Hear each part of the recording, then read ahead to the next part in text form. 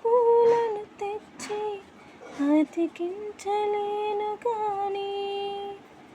చిత్రం నేనై వచ్చి